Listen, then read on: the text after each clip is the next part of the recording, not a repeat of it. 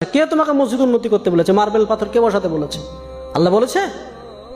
মানুষের ইমান নেই, নামাজির সংখ্যা নাই, মসজিদে টাইলস বসাতে হবে, এসি বসাতে হবে, কে বলেছে? খালি মোরে দেখো ফেরেশতারা ডান্ডা নিয়ে বসে আছে, গিলাদুন শিদাদুন লা ইয়াসুনাল্লাহ মা আমারহুম। দিনকে মজাক পেয়ে গেছে। বর্তমান সময়ে সব থেকে বড় ফিতনা হচ্ছে জালসা।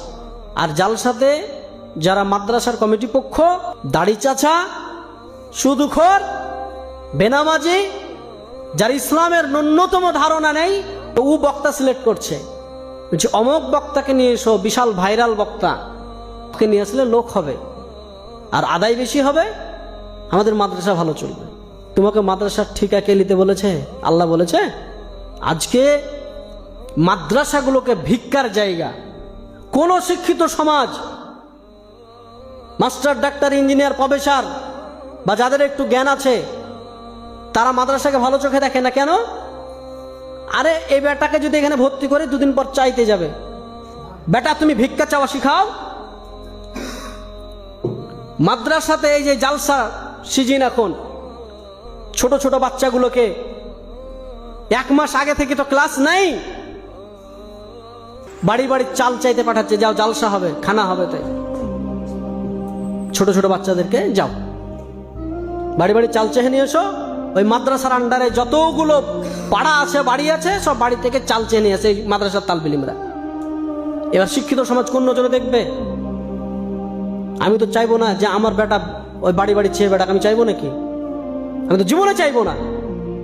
আল্লাহ রসুল বলছেন উত্তম হাত যেটা দিল এটা হচ্ছে উত্তম, আর যেটা নিল এটা হচ্ছে অনুত্তম। আরে মুসলমানরা তো দেয়, আর তুমি ভিক্ষা করা শিখাচ্ছ।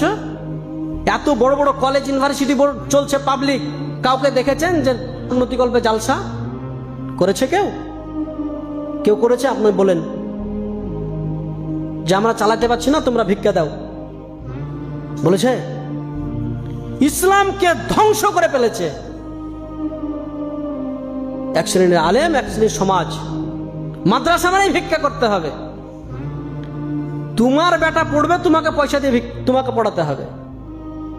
আর একটা টেন্ডেন্সি যে মাদ্রাসায় পড়ালে হয়তো কিছু টাকা পয়সা লাগে না, মানুষের ভিক্ষা দিয়ে চলে। এই টেন্ডেন্সি আপনাকে উড়াতে হবে। তোমার সন্তান মাদ্রাসায় পড়বে, তোমাকে টাকা দিয়ে পড়াতে হবে। যে তোমার সন্তান তোমাকে খরচ করে, তুমি ভিক্ষা করে তোমার সন্তানকে পড়াও। তোমার সন্তানের জন্য মাদ্রাসার কমিটি আর মাদ্রাসার আলেমরা কেন চেক নিয়ে বেড়াবে?